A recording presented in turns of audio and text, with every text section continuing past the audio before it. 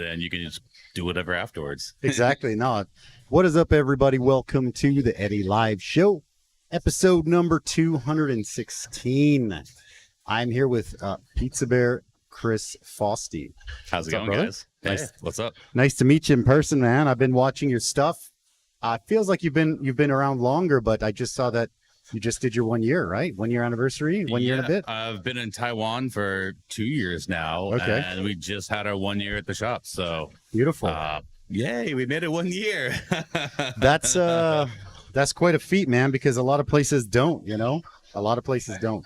Yeah, you're telling me. I've seen a lot of places come and go, so that's the last thing I wanted to be, is one of those spots that Exactly. we took our precautions to make sure we wouldn't just die off, so we're okay with it. Perfect. Audio's good. Just wanted to make sure. Yep. Gnarly. Okay. Yeah. No, I agree. There's those stats where, I don't know, X amount of restaurants fail in the first year, and then whatever it is, in the next couple of years, whatever, and then nothing The makes it 10 F&B years. industry is unforgiving. It's right here. Thanks, man. You It know is. what you're doing, or it's just gonna. Ooh, thank you. Yeah, we got some disco Macau Ooh, I pale like ales it. here. Yes. Ooh, yeah. Appreciate it. Yeah. Well, you can Some enjoy it. It's coasters, all I like good. that. Yeah, the coasters, right? So I'll finish this No, one no. real quick. Take your time, brother. So obviously, I heard a little bit about your story with Jason, right? With Jason Gal, and then also a little bit more about it with Lucas, right? So you've been started. You came to Asia a while ago, I think. Yeah, I've right. been in Asia for Tell me about it. Yeah. 12 years now, I Okay. think. Okay. Started as an English teacher in South Korea. Okay. Then was backpacking around, met up with a friend from university in Shanghai, Okay. where it was one of those perfect timing things Gotcha. where I got a job selling beer. And it was on a huge party street, Yongkanglu, if anyone's ever heard of it, in Shanghai. If you've been there, you know what it is. Okay, If that's you the know, street. That's you Party know. Street. Okay. Yeah, and it was one of those things because the manager at a beer bottle shop Yep.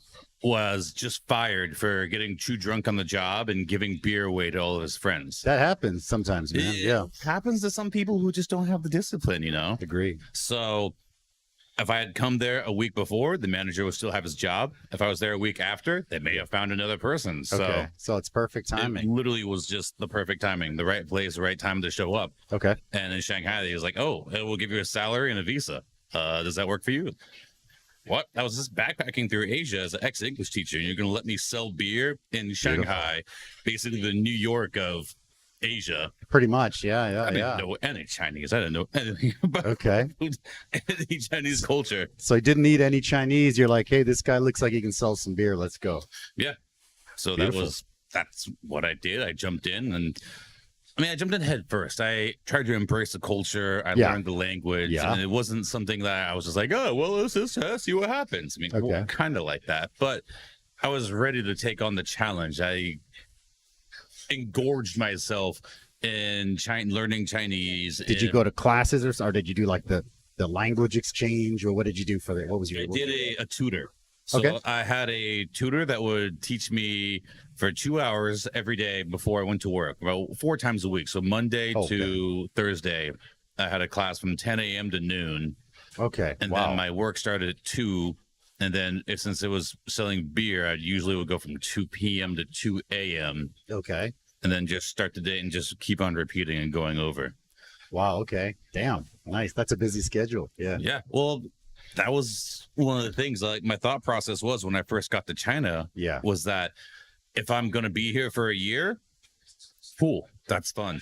But if I'm going to be here long term, then Yeah. my plan is I don't want to have to waste time to learn Chinese. I want to already know it. Yeah. I had plenty of time as just, a greenhorn rookie Yeah. guy in Shanghai to learn it. I Gotcha. have plenty of extra time. Let's learn Chinese. Okay.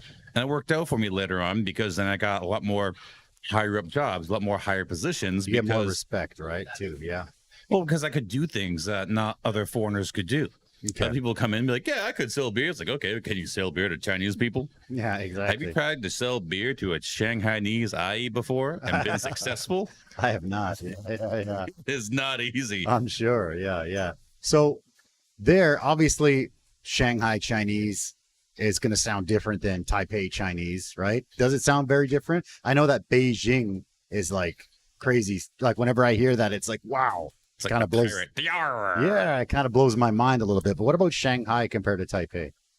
So I think it's kind of like the middle ground between Beijing and Taiwan. Well, that's because when I speak here, everyone's kind of just like, oh, you learned your Chinese on the mainland, didn't you? I'm like, yeah, well, yeah, I did. Yeah. You can still understand me. So yeah, it's fine, right? Hey, but you got it. So that's good, man. Yeah. Sometimes when I go back, we'll be in Vancouver or something visiting, some family. And we'll hear, people speak Chinese, and it's like very, very Beijing Chinese. And I speak, I've been here for a long time, and I speak as well.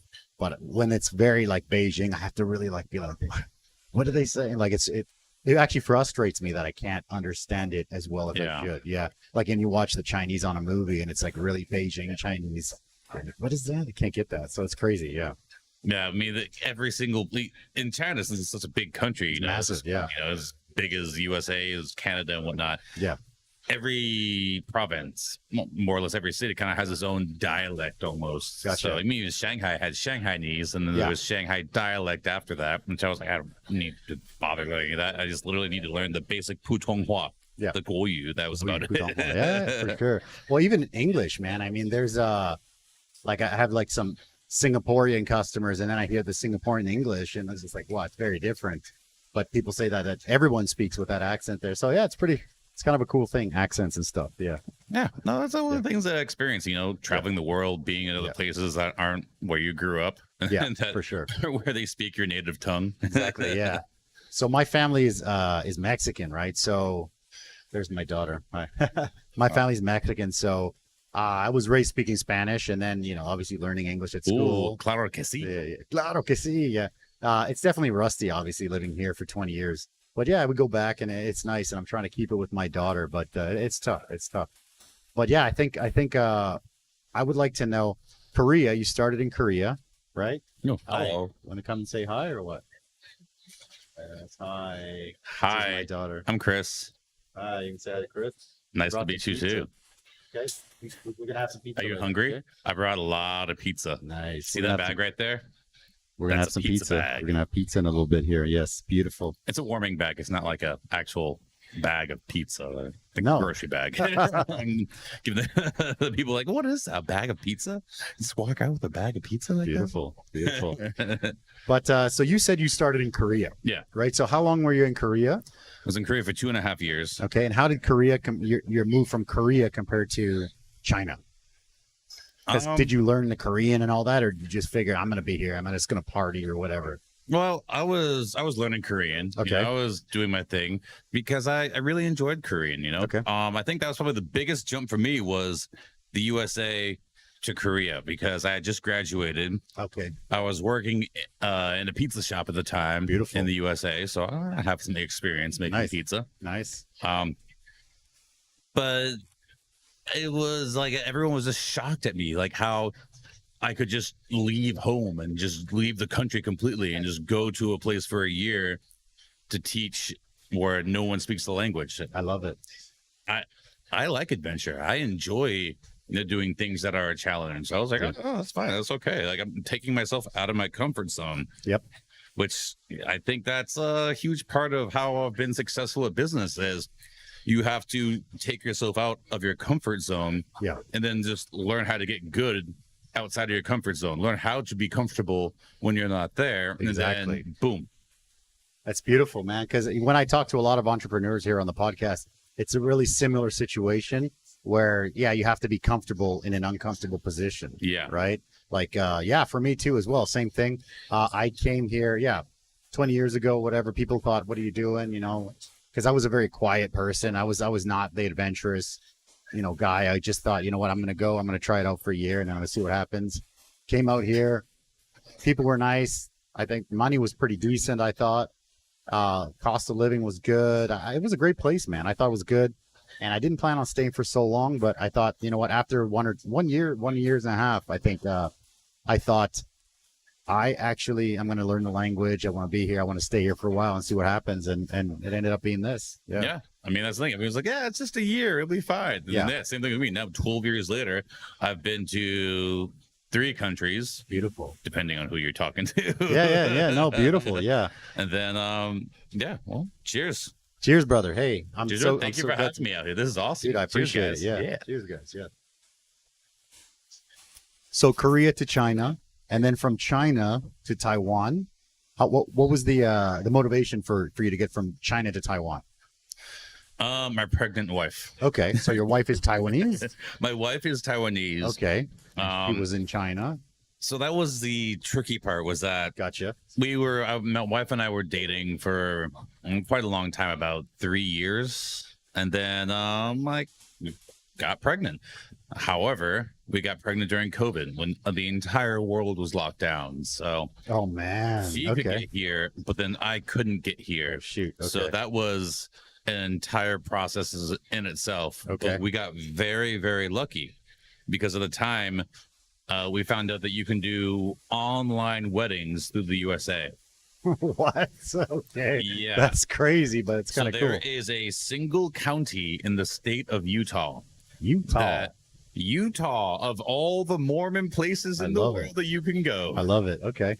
that if as long as one person is in this county Okay. in Utah, whether it's the bride, the groom, or the bishop, the priest, Somebody's in there. One person as has long to as be one there. person's there, it becomes a fully legal marriage, acknowledged by the U.S. government. Okay. Okay. So we literally had our bishop preacher guy, him, okay. video call us Preacher man. in from, he was like a German guy living in Utah. It was like I the most love it. awkward thing I ever, love but it. he literally just video chatted us in, and we're in Shanghai on a rooftop with all of our friends, and then we just had a huge party, and he got us married right there, and was like, yay, we're married now. That's cool. Okay. And So then with that, you were able to keep going. You were able to go to Taiwan with that. So then from there, it was a little bit of an ordeal. I had to go back to Sure. America to go to the Papers. Taiwanese, economic and cultural offices, the TECOs. Yep. And then get everything certified and notarized via basically Taiwan government approved. But Okay. that actually wasn't as bad as I thought it was going to be. Okay. So Okay. then from there, I just went back to, I could go straight to Taiwan during COVID, during all these lockdowns and whatnot. I had to do 2 weeks in a hotel. Yeah. Wow. That's a crazy time. Yeah. I mean, that was compared to a lot of other people I know, I did very little quarantine. I Yeah. actually avoided COVID so much. Okay. Being between China, Taiwan, America, I just avoided every major lockdown, and I've just been living freely. So again, Beautiful. just lucky moving around that this was my schedule that I was on. Okay. Okay. That's cool because actually for me too, I went home this summer for a month, and that was the first travel I've done in over 5 years. So I skipped the whole COVID thing. I was here for the soft. That wasn't really a lockdown, but it was Yeah. like the soft lockdown. I had a restaurant, which was like it was kind of crazy because we had all this staff, we had everything going, but we couldn't serve anybody. Right? It had to be all to go. And people were like, yeah, to go is good. I'm like, well, to go doesn't cover this whole place. Like Does not. it does not cover this massive freaking 80-seat restaurant that's taken me half my freaking life to get to, Yeah, doesn't right. cover that. So we started making tamales and stuff like that. Mhm. And we started to drive. I was driving them around freaking Mayhew and stuff. It was kind of a crazy, it took us back to almost like the beginning, like that hustle at the beginning. So it was good. It was a humbling experience, but definitely don't want to do that again. Yeah. Yeah. No, let's hope. Let's that hope. never Yeah, happens exactly. Yeah. again. No more of those, what is it? What's the word? I'm losing myself here. I'm thinking conspiracy. It's not a conspiracy. It's shoot. I can't remember. Cause something. Anyways, yeah. My brain is. Conundrum? Oh man. It sounds Pandemic. like a conundrum to me. I don't know. Pandemic. What the hell? I interview so many people that are like, "Oh my god, it's a conspiracy." So I'm like, "Oh, okay." So that's obviously stuck in my head. That's Yeah. exactly what it is. That's Yeah. what it is. Exactly. Yeah. Yeah, the entire world, every Yeah. single country. Yeah, and everyone was. continent of They the were all world in on it, came right? Yeah. together for a single conspiracy. Exactly. I love it when that So happens. we got a comment from Lucas here. Oh, While the pizza bear is at Eddie's, please tell him about the crazy U.S. shootings and Steph Curry. okay. Okay, there you go. All right, we're live, right? So people just drop comments and stuff. Yeah. Okay. So that's pretty cool. So I mean, Lucas, you want how's to? it going? Lucas is the man. man. Lucas is great, man. I love that. I think he's one of the best YouTubers in Taiwan. He's great, man. I love Lucas. The coolest thing was when I started the podcast, I thought, okay, I'm going to make it really pro and make it really good. And I started rolling with it, and I was getting better and better and better. And I was looking around. I'm like, oh, I don't really see anyone else doing an interview style, YouTube sort of thing, right? Yeah. And then I found Lucas, and his channel was already massive.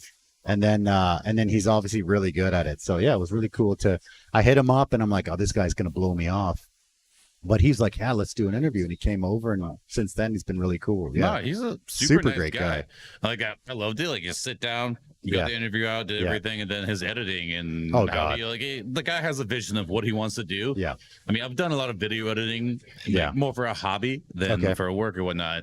But it's kind of like you have to have a vision. You have to see where you're going. You have to see the picture you want to paint with your video. And so if you don't have that, like that's going to be, you're just going to be like, okay, well, maybe I put this graphic in here, or maybe I put that. So the guy knew where he was going. He put it all together. And he's like, boom, done. I saw the video afterwards. Like, wow. That was good. That's why he's good at what he does. That's why he's a professional. I see that. Yeah. And also he's his editing is good, but also he's able to edit in the way that I think Taiwanese people really like. Yeah. So it's like, man, his videos they're great, man. Shout out to Lucas. He's fantastic. Shout out Lucas. Yeah. Lucas is the man. Little hearts. Yay. So he's requesting well, what you can drop one of those stories maybe. What do you think? The Steph Curry or the shooting? What do you got? Is that the same? Pass on the shooting story. Okay. I mean, that was just like regular Chicago stuff that happens. Okay, cool.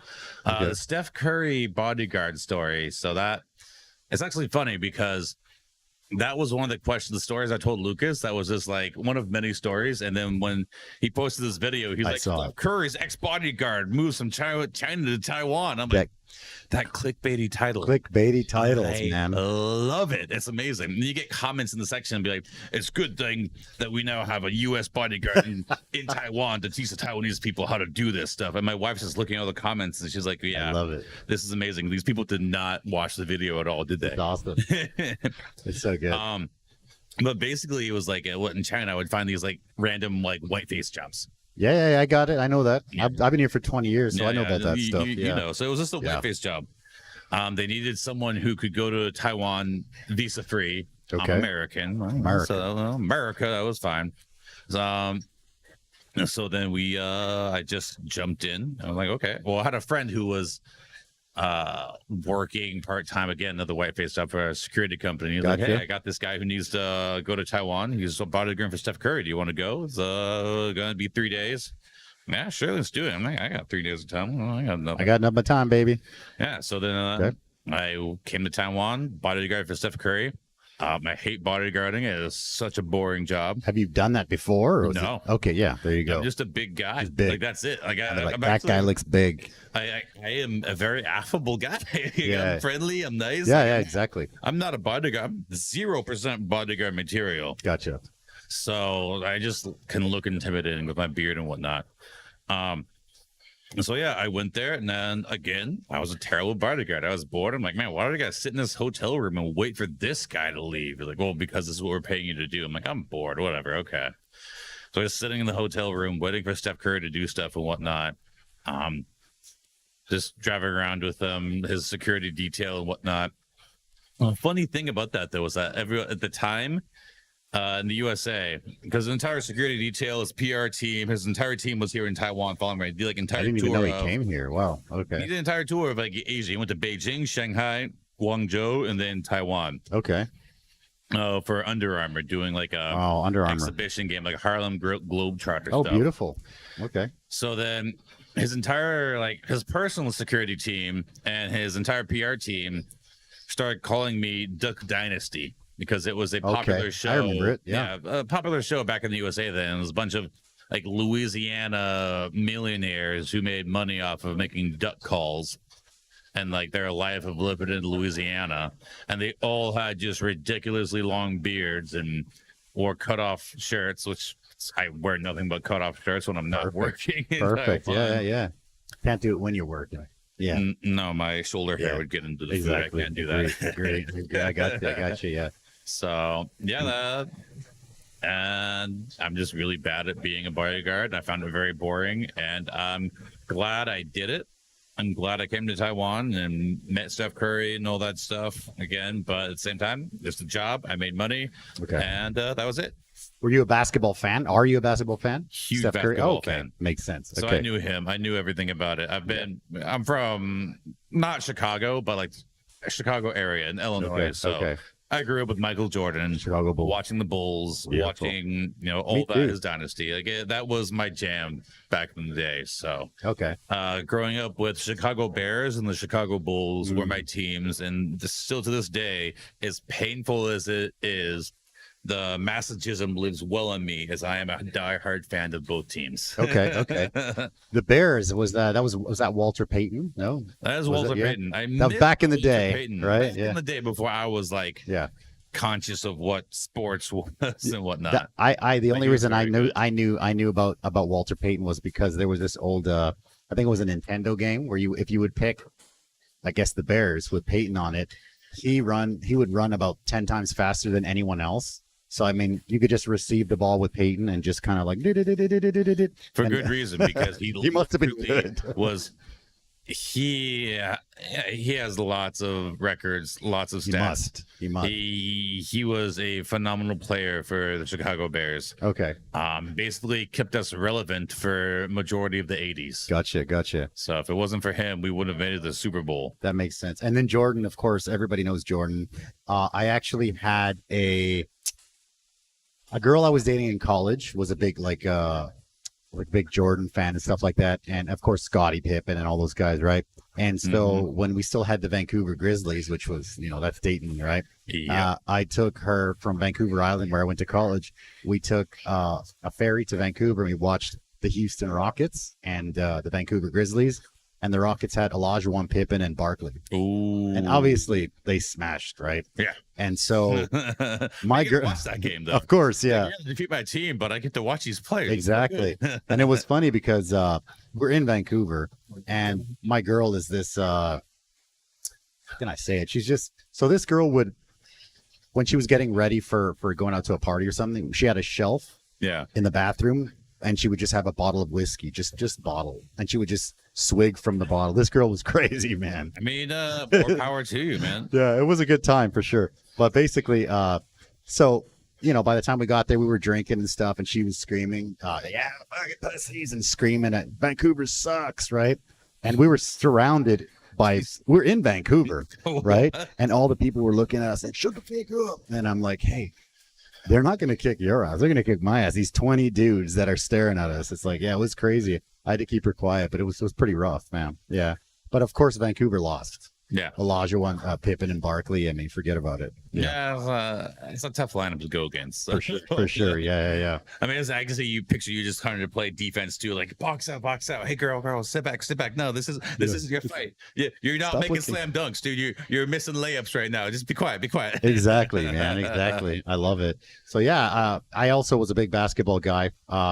A long time ago, after I came here and stuff, I kind of don't watch that much sport-wise anymore. I watch UFC. I love UFC. Yeah. But aside from that, I don't really watch too much else. I used to coach soccer. So I do watch soccer, but soccer is like 3 a.m. here, so I don't really watch that much anymore. I mean, owning a restaurant, having a family, it's tough to try and find time to do everything. Yeah. Like football is on at 1 a.m. on Monday morning. So like Sunday night, Monday morning. Yeah. It's like the only thing that I can watch because Mondays we're closed. Okay. Yeah. Gotcha. So it's like, if I have Mondays off, I can stay up and watch football. But then usually I watch the Bears play from like 1 to 3 or 4 a.m. and then I sleep until 7 a.m. then wake up and take my daughter to school. So it's like, it doesn't matter. I'll sleep somewhere in the afternoon or whatnot, but I gotta watch my Chicago Bears lose. Come on. No, I think it's cool because for us too, like I said, I watch UFC, and the cool thing about UFC is live UFC pay-per-view is about Sunday 11 noon. Yeah. So we show the fights here. We watch all the fights here, and I get, a pretty good crowd of people coming in, depending on who's fighting. Nice. Yeah, it's awesome. So we get to watch the fights, fill up half the restaurant.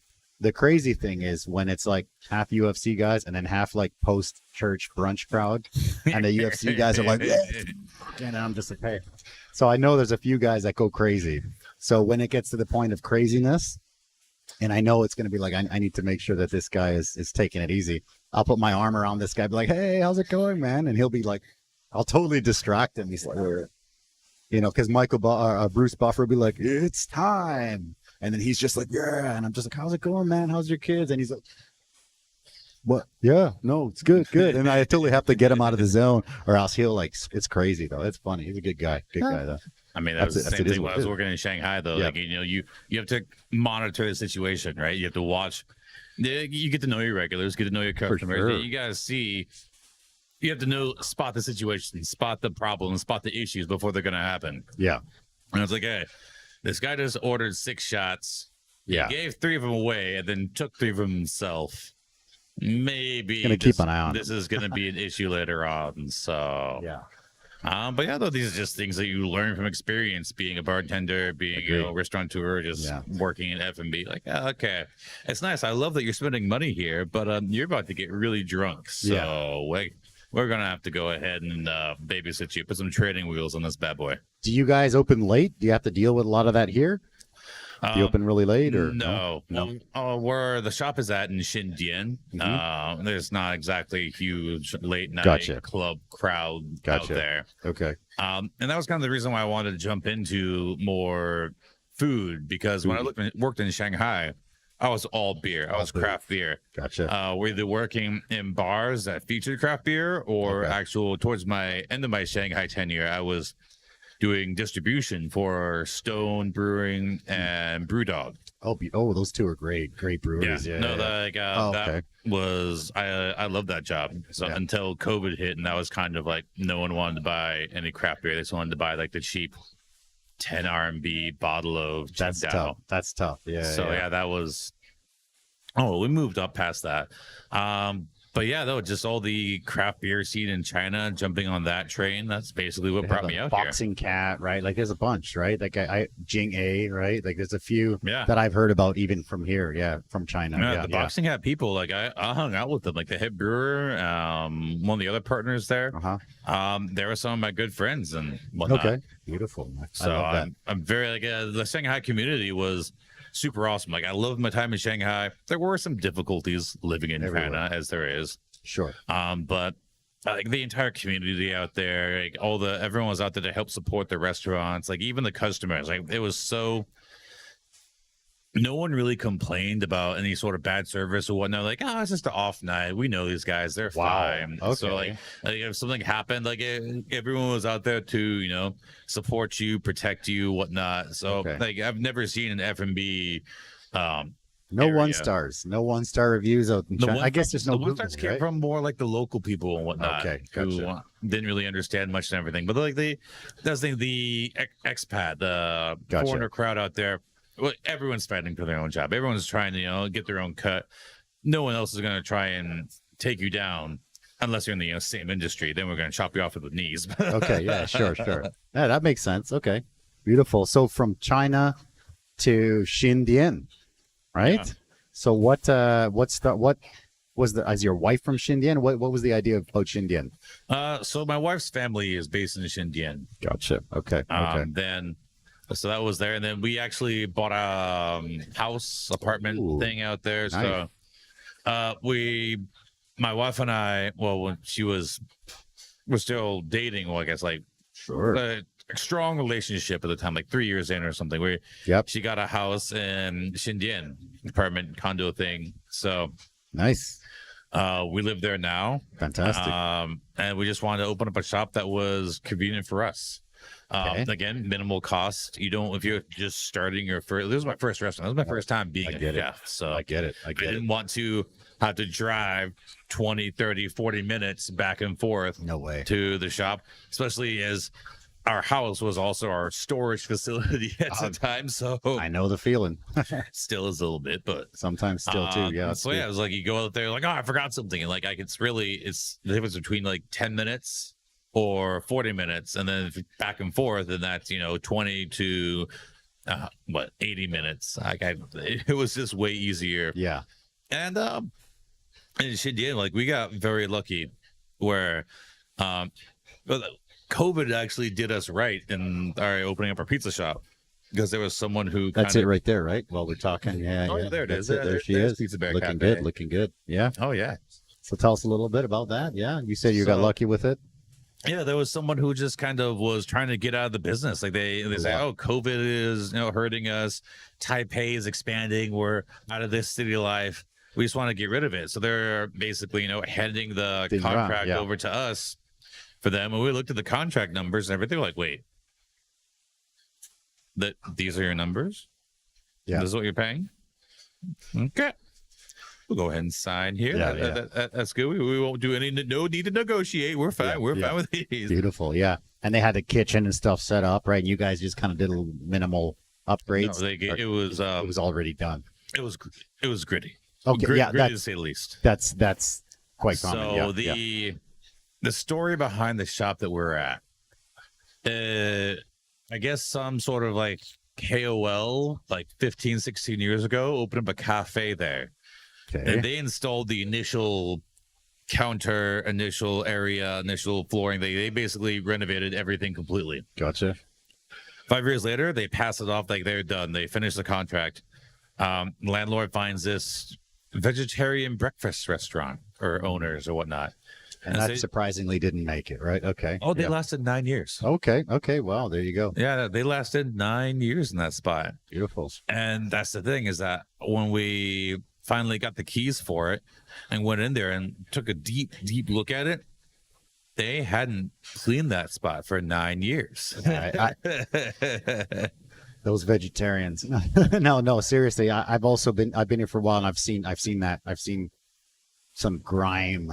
Yeah. It's gross, man. Yeah. It was we're not knocking my food or anything here. No. I did an entire PR campaign with the neighborhood to show that I'm trying to make a very clean and established place because For sure. a story when I was actually, because all the renovations and whatnot, because when you're starting a business business in general, you want to make sure you cut costs. So all the renovations, all the painting, everything I did myself. Agree. I did the same thing. I'm not sitting here trying to I did the pay same. money. I'm not trying to buy the highest quality equipment or whatnot. Yeah. I paid someone to install the electricity and do the lights. Yeah, and because then- that stuff you can't do. And it's got to be, yeah. Install the hood above our Agree. ovens and whatnot because I don't have the equipment to install. That sounds the hood. just like when I started with my Dan Shui restaurant, man. But keep going. Exact same Yeah. situation. Yeah, you have to. Just You have to. save money, save You have costs. I mean, that's what got us to be successful because we didn't have to pay back so much money. Yep. Agree. But so when we're cleaning this, and this place was bad, like I kept on finding new things. I was just like, what did these people not do? These vegetarians were raising families of rats or something. I know the feeling. There was so much rat crap that I really doubted their food could be officially vegetarian. But so I was sitting there cleaning the house. My wife is, helping, trying to get marketing going on the computer. And then a neighbor crosses past and then starts chatting at my wife. And I was like, oh, and this is all in Chinese. One, Yeah. You guys are taking on the fat rat shop. Ooh. And I'm just like, what? Fat rat shop? Yeah. No, this is a vegetarian spot before. What are you talking about? And she's like, oh, no, this is the shop where at night the rats would go in skinny and then in the mornings they'd come out fat. Oh. And so I'm just like, oh my God. So I was just set a huge PR campaign kind of to let people know that I was taking videos and posting them online of me cleaning and doing everything. Yeah. And it was just like a huge thing to be like, okay, I am turning this shop around 180. I'm cleaning everything. I am deep cleaning it again a third time, making sure that there is no one who is ever going to pass this shop again and say, this is the Fat Rat Shop. No, I want them saying, oh, this is Pizza Bear. I don't want anyone saying this is the Fat Rat Shop. Beautiful. No, I think I also went through like your social stuff and your marketing is great.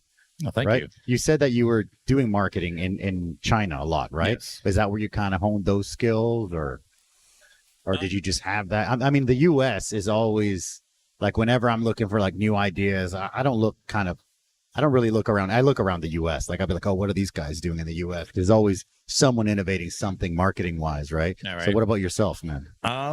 Well, I went to university to study communications. So Okay. I kind of I learned how to do graphic communications, do a little video editing, writing and whatnot. Beautiful. Okay. Then it was nice because in the Shanghai, through all my work there and whatnot, I could kind of hone my craft. I could actually go, apply it to That's the great. bars I was working in, the restaurants I was Love it. working in. And then when it became, a distributor for beer, I was using that. I was selling and doing marketing. I'd commute with clients, like, okay, so you buy our beer. Now, how can we help you sell that? Because that was a huge part of me selling beer. Is Yeah. I want you to buy my beer. Now, how can I help you sell that beer? Because I'm gonna make sure you're selling that beer.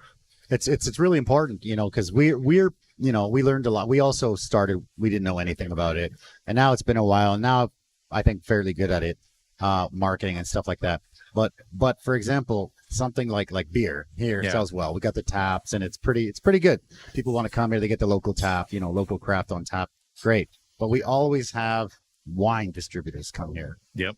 And I'm like, yeah, we can try, but I don't really drink wine, so I don't know how to sell wine. So whenever we buy wine, man, that stuff sits forever. And then there's almost none of the people that sell you the wine, they are giving you any ideas on how to sell it. Because I'm like, yeah, let me pair some red whatever wine with nachos. I'm like, yeah, that's you know what I mean? Like, that's not going to work. No. I mean, so I'm like, yeah, my food is it's like beer food, right? You know, it's like a pepperoni pizza and like a Rioja. Like, it's not gonna, it's kind of weird, I mean, we could probably find something to work with. I mean, but that was one of my things where I was good at selling beer with the restaurants, because I was always trying to find beer, food pairing was my huge thing. So I always put together food pairing events with restaurants. Like, hey, if you start selling our beer, I'll do this series of food pairing events with you, one every month. And then we will make sure that people know our beer and it's hoping to sell. And we'll do this marketing for you. So people are like, oh, yeah, we'll definitely put your beer on. That's so good. Yeah, I think that's super important, because also here we've had, there's actually like I don't know, was it Cicerone or something? There's like a beer certification, Cicerone, right? So one of the guys that I knew, one of his things was teaching about beer, right? So I'm like, okay, let's hire this guy. It was expensive. Yeah. I'm like, let me just hire this guy, and he's going to train up the staff. And the guy was all excited. Everyone's excited. And he basically went into like the history of IPAs and the history of like everything. It was like a history class. It's good to know, but for like basic like staff knowledge. I mean, like my 19-year-old Thai girl that's been here for 3 weeks. First of all, she wasn't even here. Second of all, like, do I need to teach her the history of IPA? No, of course not. You give them the bullet points, bullet points, and then okay, this is how you sell it. Yeah, the main thing is like, okay, pair the Juicy Tango IPA with this and that, right? So that's kind of what we try to do, but it's definitely it's tough for sure. It's okay. I've seen a lot of people like that who was like trying to make a buck off of a restaurant or a bar, be like, here, I can help you with this. Actually, I was trying to do marketing for a few restaurants back in Shanghai. And, I would go to these restaurants with a full, bullet point plan, what I'm going to do. This is what I'm going to offer you. Here's my fee, 1 to 12. I'm going to offer you all these services, whatnot. Beautiful. And then some guy comes in there after me and be like, hey, I'm going to go ahead and do all your marketing, but you just pay me in beer. And people just always go for like, I'm going to go for the guy that pay him in beer. Pay you in beer. Yeah. Yeah. Well, these guys would be like, my Chinese wife holds my bank account and she watches whenever I spend it on beer. So I want to drink for free. And then I'm just going to spend it on this. And I just look at people like, well, you're going to get what you pay for. 100%.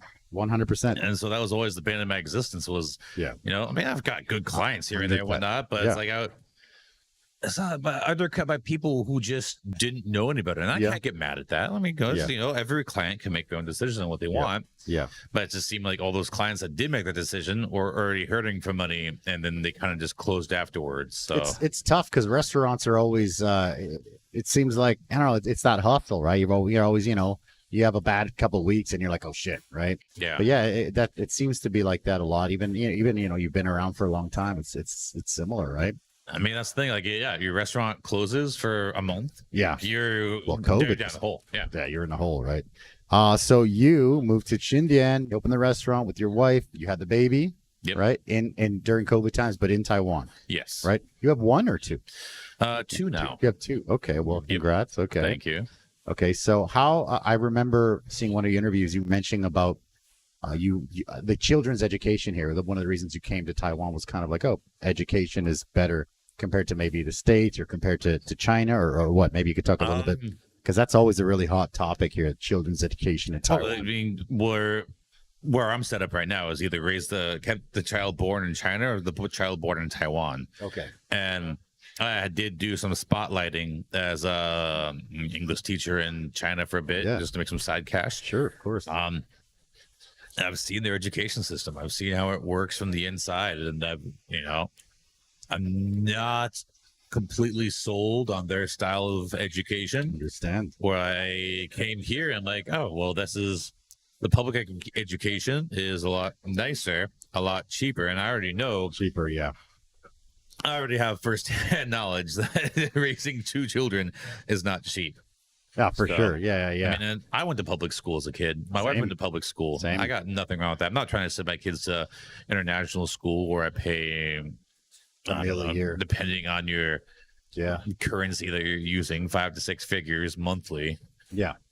So I'm just like, okay, I want my kids to go to public school. How old are the kids now? Are they just still too young to go to school, or how old is your oldest? My oldest is a year and 10 months. Oh shoot! Okay, so they're still. I forgot you've been here for 2 years, so you're still been here for 2 years. Okay, yeah. The youngest is just turned 5 months. Okay, wow, nice. So nice. yeah, no, we just stacked them up on, just rip off the Band-Aid, get it all done, overlap, diaper changing. That's good, man. I like that. Nice. The one that's the older one, a year and 10 months.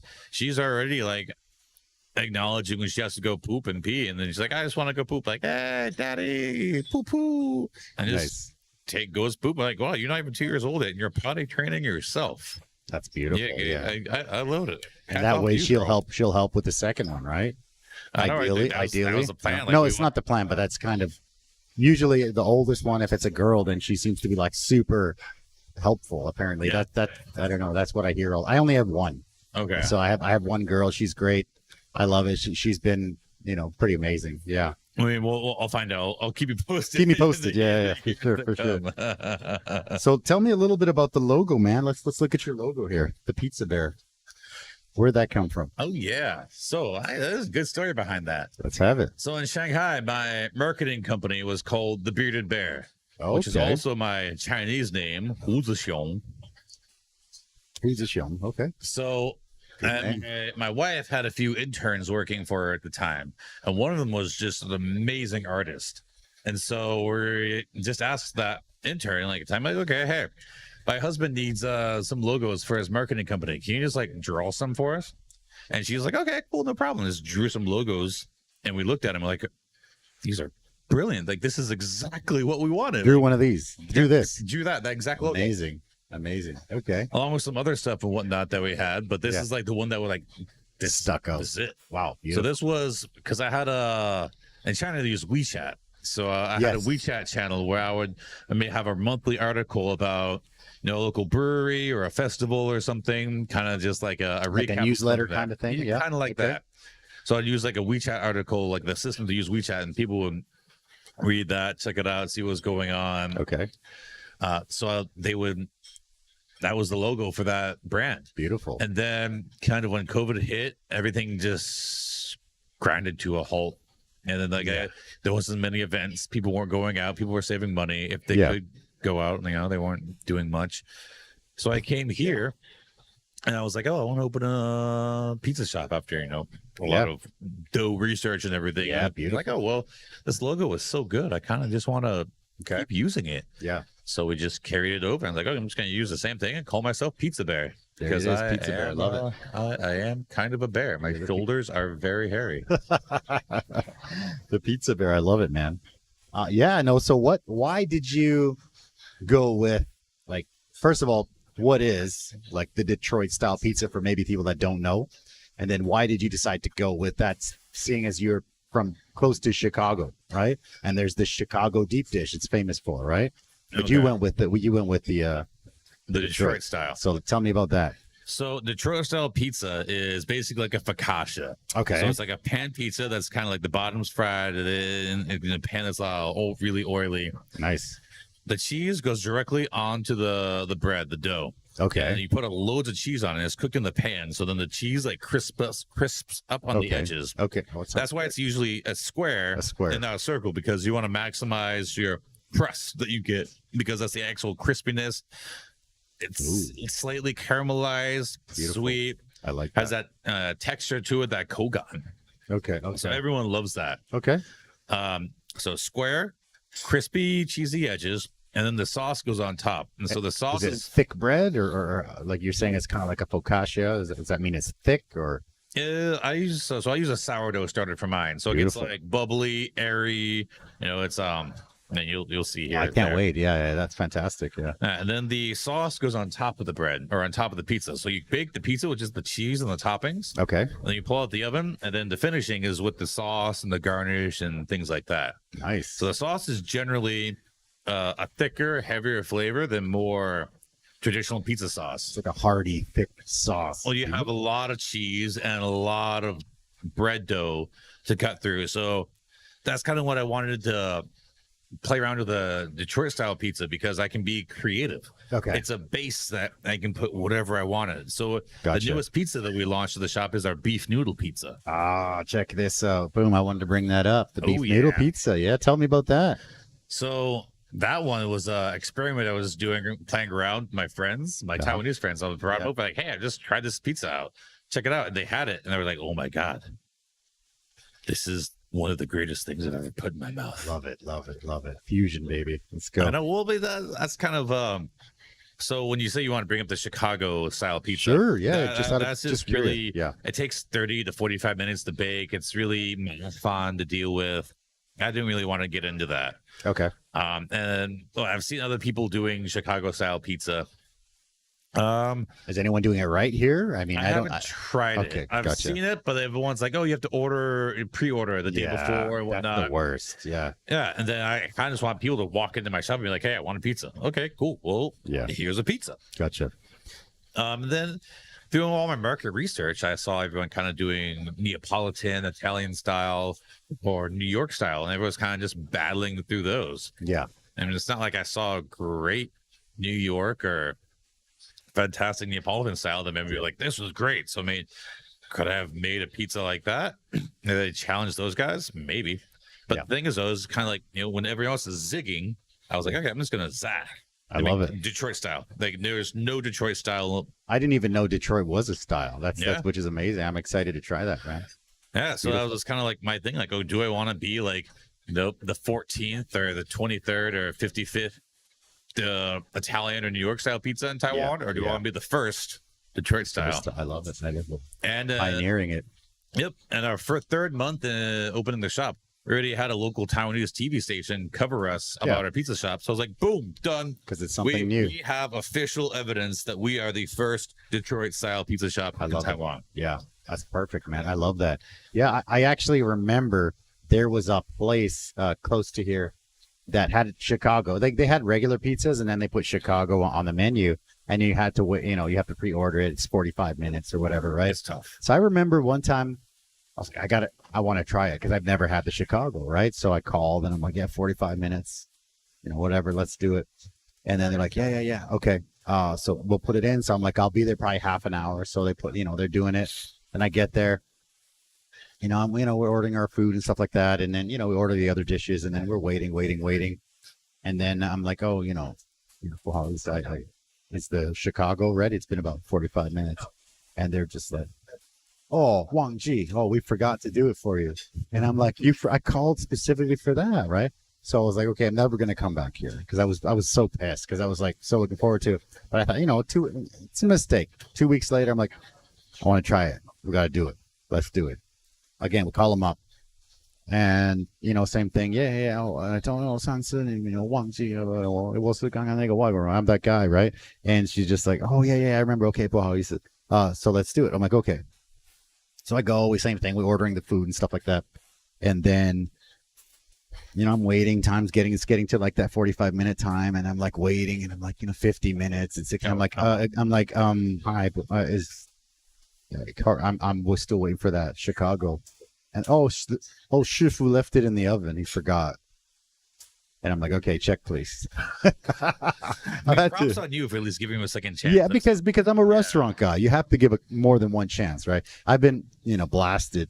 I've lots of 4 and 5 star. Yeah. Man, I had a bad experience. Like, Yeah. well, we'd love to give you a good experience. Yeah, exactly. Like sometimes shit happens. Like, Yeah, we try. it's true. Like there's this one lady that comes to eat with her family once in a while. She hasn't been back in a long time, and for some reason, they always end up coming when it's super busy.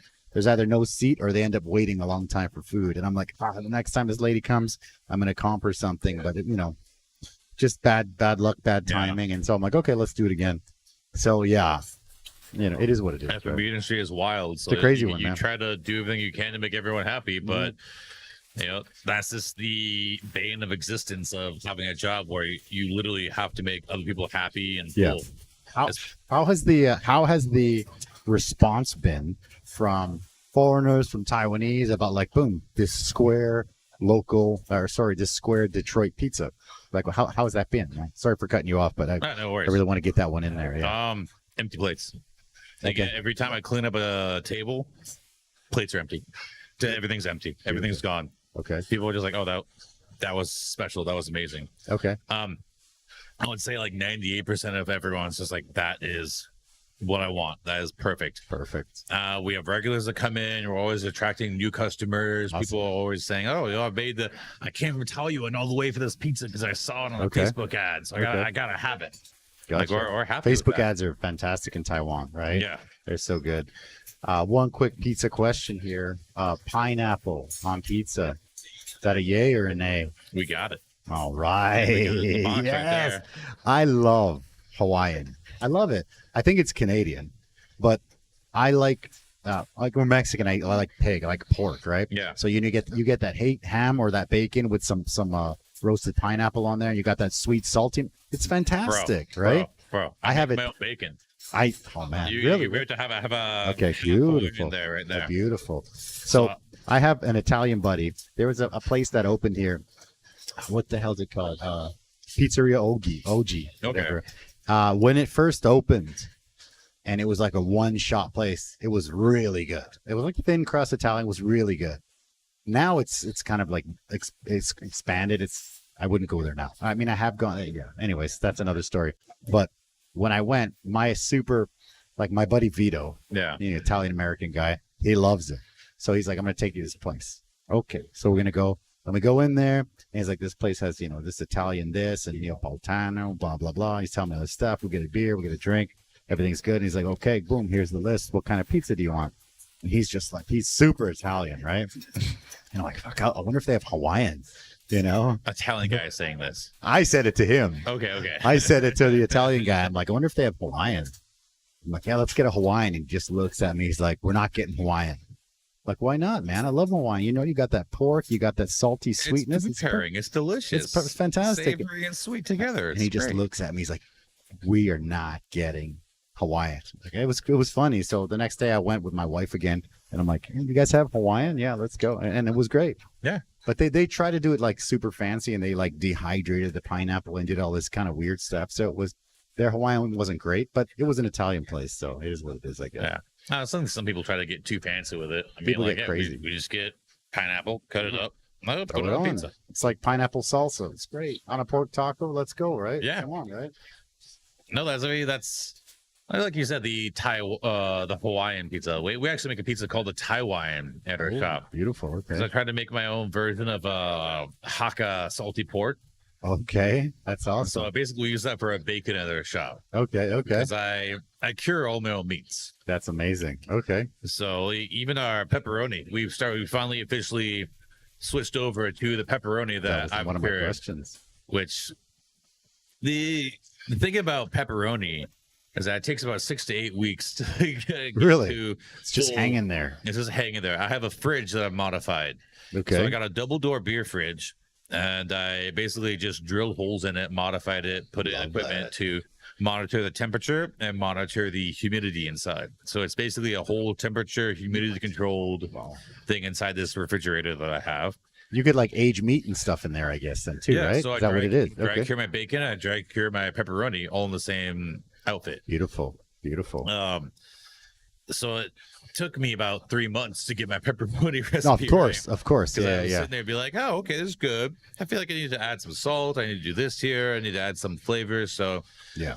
I finally have my recipe dialed Nailed in. it. Nice. Okay. And now and then I finally found like larger skins to play with. Because at first I only find the skins are like really tiny, like you see with the Taiwanese sausage, like the sweet sausage they have. I love that sausage. So do but I. In a night market, it's you get super skinny sausage, not pepperoni style. Yeah, sure. So what you have right here is my research pepperoni. There's small skins. Okay. And then I need to check the date. I think I'm about a week to 2 weeks out from my final batch of like my first batch of big thick pepperoni coming out. Man, you gotta announce it. You gotta have a party or something. Oh yeah, you gotta have some kind of something going I think like 40 kilograms. Beautiful. I love that. Fermenting right now. That's all in cool, my man. fridge, and I just keep on because right now my fridge is I have 1.5 of like the door is filled up. I got one more batch of pepperoni I'm gonna make either this or next week. Okay, if I have time. Nice. Okay. And so from that, I'm just gonna fill up my fridge and constantly just rotate through pepperoni and keep I make about great, dude. I love that. 12 kilos of pepperoni at a time. Okay. Wow. Okay. I think that's great, bro. Electric sausage stuffer. So there's no way I could do this if I just was using like a hand stuffing machine. Yeah, understand. So I got an electric one that has like a lever that pushes down. Like I got a bucket they just put all the meat into. I've seen your pictures. And it just goes down. This comes out a little hose there, and it's good pork, tie it up. Boop, boop. Okay, get some more. Let's tie it up. Boop, boop. I love it. So that's one of the things about being like a restaurateur and figuring things out. Yeah. You know, you gotta figure out things. You gotta take out your comfort zone. Like, can I do this? Can I figure this out? And you know what? Maybe you suck the first time. Maybe you suck the second time. Yeah. But you keep on learning. Making mistakes is okay if you learn from them. Yeah. Dude, I love that. You know, we started with quick story with, you know, we make our own flour tortillas, right? Yeah. We started with that. At the time, there was no corn flour or anything like that that we could use here. This was 16 years ago. And people were trying to give me corn starch, and they're like, "Oh, it's the same thing." I'm like, "It's not the same thing. You know, it's not the same." So, but they didn't know what it was, right? Mm-hmm. So I was like, "Okay, cool." So eventually, I started to import in a brand of corn flour called Arimasa. We tried to do Maseca, which was like the big brand. Yeah. And they had too much GMO. It failed, whatever. So then we brought an organic brand in. And it was pretty good, but it had to sit on a boat for like a month or 2 months to get here. That's tough for flour. So when it gets here, half of it we'd have to throw it away. It's really like inexpensive. Yeah. We'd have to throw away. You open it up, it's full of bugs and stuff. It was gross, right? Yeah. So, you know, eventually, you know, we decided, what can I do? And the guy who was importing that, he was kind of slowly going out of business. And he's like, I'm like, all right, I need another batch of the Arimasa, you know, and he's like, I got 10 kilos left. Boom. I'm like, okay, well, when are you going to get the next batch? And he's like, never. No. He's like, you're basically the only guy that uses it. So I'm like, okay. So I'm like, I'll take all 10 kilos.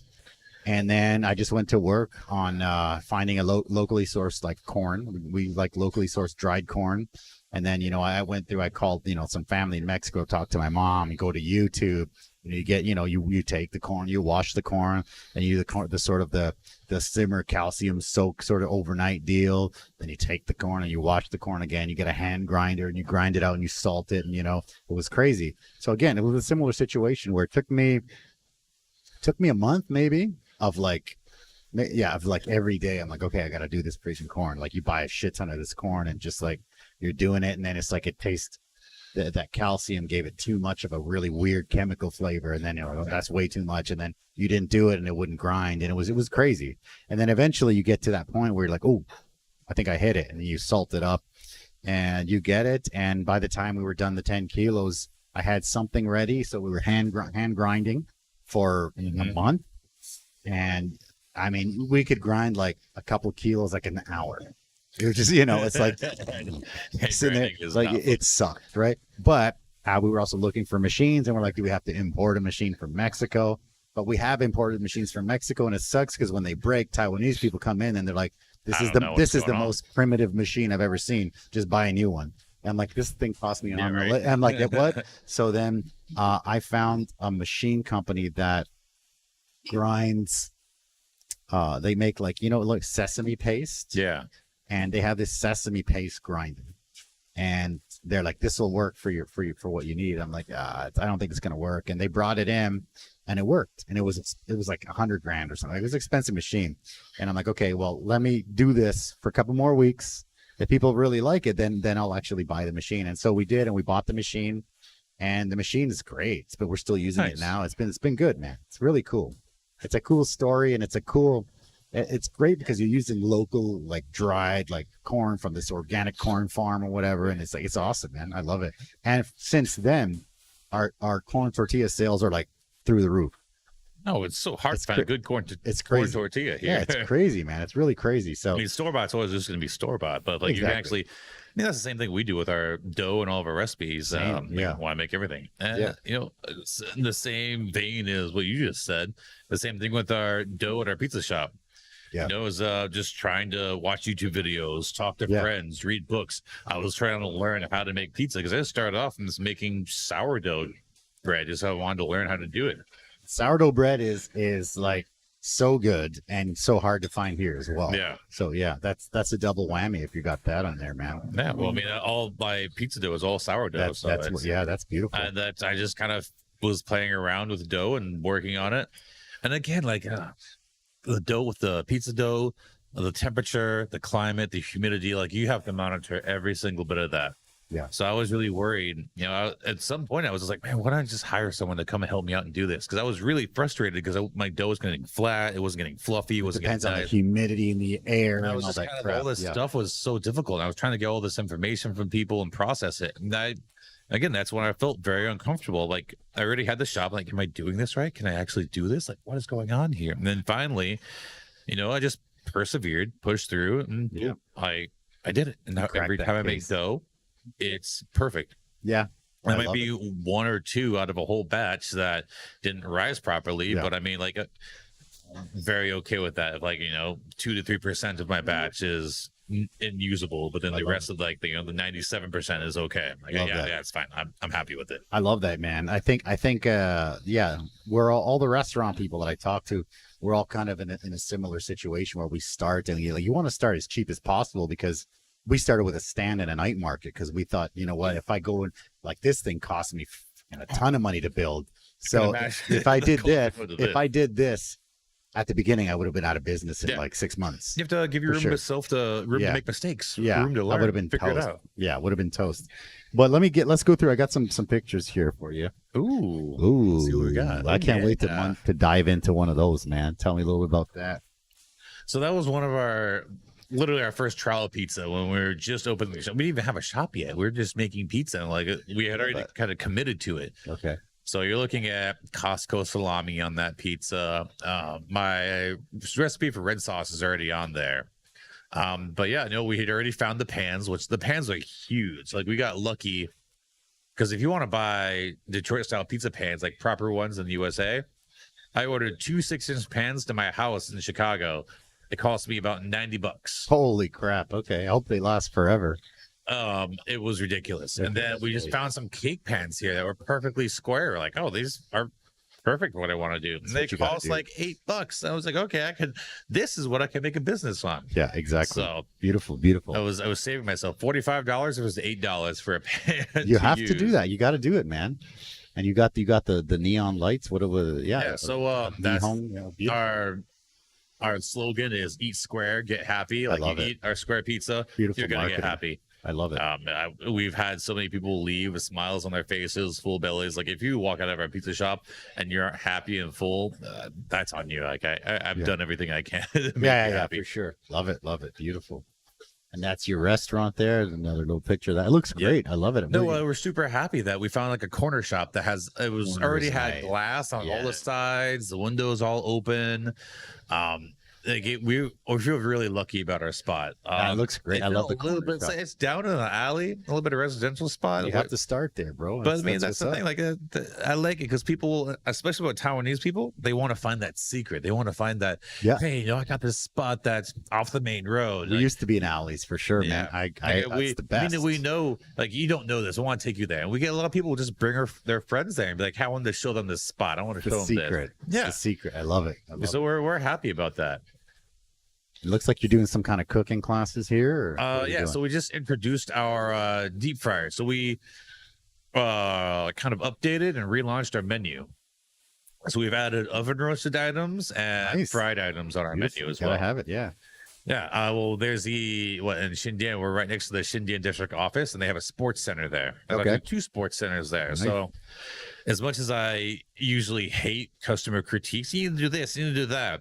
We had a lot of people coming in being like, I love your pizza, but it's all carbs. I wish you had some more protein on your menu. Okay, gotcha. So, you kind of have to filter out what everyone says. You have to choose what to take and what not to. I mean, yeah, like, I agree. I enjoy agree. constructive criticism, but Me then too. everyone who comes into your shop, that talks to you is like, oh, I know better. I have a friend who has a restaurant. I have a friend who does this. Yeah, for sure. But and then the people that actually has a restaurant would never say any stupid shit like that. Yeah. Like, it's ridiculous. No one would ever tell you, like, Yeah. oh, you know, you should just flip those chairs around, man. You know, what are you? You're not a real restaurant owner. Exactly. Ridiculous. So this is where we're teaching our staff how to use the new deep fryer and I love whatnot. it. We're going through the course. And our roasted menu is just all protein. So that's why Perfect. it's more just protein, vegetables. We kind of make a Like some keto style, right? Keto it's style. very yeah. keto. Okay, Have you ever okay. heard of a shakshuka? I have. It's like a Middle Eastern type for of dish. Sure. Yeah, I know it. Yeah, so it's kind of just based on that. We use our pizza red sauce. Nice. I throw a mixture of butter, onion, and garlic in there Love to it. add some extra flavor. Love and it. then we cook meatballs, chicken breast, or just straight up eggs like a proper shakshuka. Okay. Toss it in our oven, and then pull it out, serve it with order breadsticks, so basically just half of our pizza without sauce or anything. love Just our it. straight up dough. Same dough. That's taken off. People will be like, oh man, this is so good. And then we do a Yeah. brunch on Saturday and awesome. Sunday that Secret has like a sauce. half serving of that. Okay. People have been coming back for that. They go work out, do their sports, their swimming, their badminton, whatever, and they come back and Okay. go, oh, well, I want to have some meatballs and our little brunch set that we have I here. love it. So, I love that. I love it, brother. Keep it up. That's fantastic. There's another one. You got some. I don't know. What is a kids class or? so this is customer, we or do a what's that? DIY pizzas for Gotcha. kids. Okay, beautiful. Oh, that's a great idea.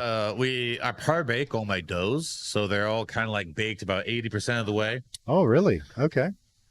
So all my dough, I let it rise in the pan first, Okay. and then kind of like because dough will rise up and then fall down at a Okay. given time. And if you're just making regular pizza, you can kind of keep it in the fridge, kind of control that rise factor on it. Gotcha. But for me, I needed to properly rise in the pan, so I par bake it, kind of lock that perfect rise in. Okay.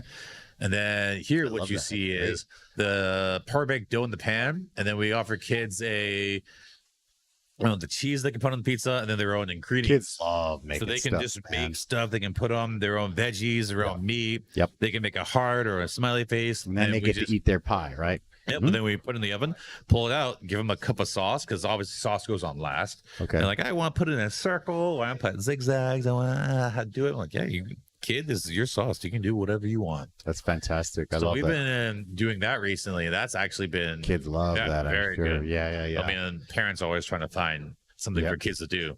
We've had birthday classes and cooking classes and stuff here where kids would make their own like sopes and make their own tacos and make their own dishes. So that's great, man. I love Yeah. that. They love to play with dough and stuff, man. That's great. Yeah, just put cheese on there, so you can This see is the that. same Like, thing, right? yeah, This is a same thing. brand. So you got some. And then you can choose your toppings. You got some mushrooms, tomatoes, carrots. I don't know why my staff cut up carrots for that one. That's not really gum pizza, but like, hey, guys, color. I was like, okay, if you want to do carrots, we do carrots. Carrot pizza. Let's go, baby. Then you got some of our Chicago sausage. So I mix up my own fennel sausage with a bunch of Interesting. seasonings and spices. So I really, because in Chicago, it's the only city in the USA where ground sausage meat is more popular than pepperoni as a pizza topping. Really? Yes. Interesting. Okay. So And you got it. Yeah, I try to make homage to that. So Beautiful. I use that high quality local pork and just mix it with my own secret ingredients of spices. And then the one Fantastic. next to that, there you can kind of see on the right side. That's the bacon that I make. That I Okay. use in our Taiwan pizza. So Taiwan, I love that, bro. We actually have my wife is Hakka from Miaoli. So we Okay. actually have like a Hakka pork taco. Okay. Yeah, because it's just this pork that my mother-in-law would always make, and it's just so good. I'm like, Yeah, we should right. put this on a taco, man. I mean, it's all about Yeah. the infusion. Like Yeah. that's one thing I enjoy Pizza Hut, how they're trying to mix all these crazy pizzas together. Yeah. But is it actually It's a got to good be pizza? good. It's got to be Like, good still. do the flavors actually work, or was this built in like a research survey lab or something? Muad'Dib pizzas, and you're like, I never tried it, but I would. Exactly. I mean, that's why I do the Taiwan pizza with the Hakka pork. Name. I do the beef noodle know. pizza. Like it all works together. Okay, cool. It's all about making flavors. Oh, and that's Hazel. That's my daughter. Beautiful. She's cute, man. Yeah, she likes sitting on tables and counters. And I bet she's a foodie too, right? She loves eggs. She loves eggs. Okay. Eggs. But she's gonna be like mine, where she's just like super foodie. It's crazy, man. It's crazy. She'll be like, yeah, I can't. I remember picking my daughter up from grade, what was it? Maybe grade kindergarten. Picking her up, and I'm like, hey, how's school? She's like, I'm really hungry, so we need to go eat. Well, what do you want to eat? She's like, well, the food there was awful, so I didn't eat. I'm like, okay. She's a 5-year-old. I'm like, okay. What do you want to eat? She's like, well, you can choose. So here are your choices. We can have a fish taco at the shop, or an enchilada at the shop, or we can go to Baba Kevin's and get some brisket, or we can go to Saffron and get butter chicken. Yeah. And I'm like, those are my choices, kid. Gee, you're expensive, man. Yeah, right. Yeah, Jeez, so we're going to the shop and eating. Good. Yeah, it's like funny. it. It's so funny, dude. And a happy anniversary. Thank you. Yeah, 1 year we fantastic. made Yeah. it. Beautiful. I It love has that. been easy, Yeah. but No, yeah. for sure. It's a tough gig, but like I said, most places don't make it. So Right now we're in I just put my nose to the grindstone. Like those first 6 months, you have to, yeah. I was working 12 to 14-hour days, opening and closing, crushing it out. Now that we've kind of hit our break-even point, Yeah. I don't have to be in the shop anymore. I have staff working. Yes, our costs are increased because I have someone taking Because you over have my staff. position. Yeah. But at the same time, I You have don't have- more family time. I can go out and do more promotion. I can do more planning. I can do more things for the shop that aren't just being Agreed. in there selling and prepping. So It's we're more at that- valuable, actually. Yeah, Exactly. it's great. Yeah, I agree. So I agree. we're not, we're not saving money in that position. We're putting ourselves in position to grow. Yeah, I agree, man. I love We're that. happy with it. And the last one was the one we saw already, the beef noodle pizza. The I love beef the noodle fusion. pizza. That's awesome. I'm gonna have to try that. There's Fantastic. a 4.5-hour slow cook on the beef. I love that. Beautiful. So it's I salt the beef overnight. So it's a 24-hour salted meat that I store in the fridge. Okay. That's Um, awesome, dude. I love that. Then I take it out, season it, put it in a giant mixture of all these seasonings and spices, and Okay. slow cook it for 4.5 hours till it's basically you can cut it with some tongs. Okay, it's fucking. I love that. I went home and I got a bit of a birria recipe from mom, so we're gonna put that on the menu too. Nice. That slow cooked beef is what's up, man. Oh man, I want to get that pizza. My kid's getting hungry. Been about just over an hour now. So do you have anything that you want to add that we maybe didn't touch on yet? I mean, we can do this again sometime. Maybe I'll come out and see. I got a little bit of a portable setup as well. I'd love to come by, check it out as well. Yeah. No, I mean, thank you for having me. Oh, brother, I appreciate come out that. to Pizza Bear sometime. Eat some Detroit style pizza. It's thick, it's rich. If you want that Midwestern flavor. Actually, I learned how to cook from my mom. I gotta give my mom a That's shout what's out. up. She, grew up on a farm herself. Fantastic. Every day that we cooked, or that she made food, she'd always make mashed potatoes from scratch. And her thing was never have mashed potatoes from a box that are powdered. I didn't even know that was a thing until I went to college. Because Yeah. my mom makes them from scratch, right? So Yeah. all the things that I make From have scratch. all from scratch. All that my mom taught me. It's things that I learned growing up. So there's no shortcuts there. Everything is there. The French fries are store bought, but that's just French fries. But Love it. all the pizza, all of our highlight items, they're all made with love. All from Mama Foste to you guys. From Mama Foste all the way down to Chris Foste in Taiwan, Xindian. The description below has the Facebook page, has the Instagram page. Don't forget to follow this guy. Go and check out his food. I'm going to eat some of his food right now. It's delicious. So I don't want to chat anymore. Yeah. It's here. We'll It's in see you it's in the warming There bag. you go. Beautiful. Yum yum. Yummy. So we will see you guys next week. Thanks a lot for coming, and we'll catch Thanks you for next week. having me. Take care, brother. Have a good one. Thanks, brother.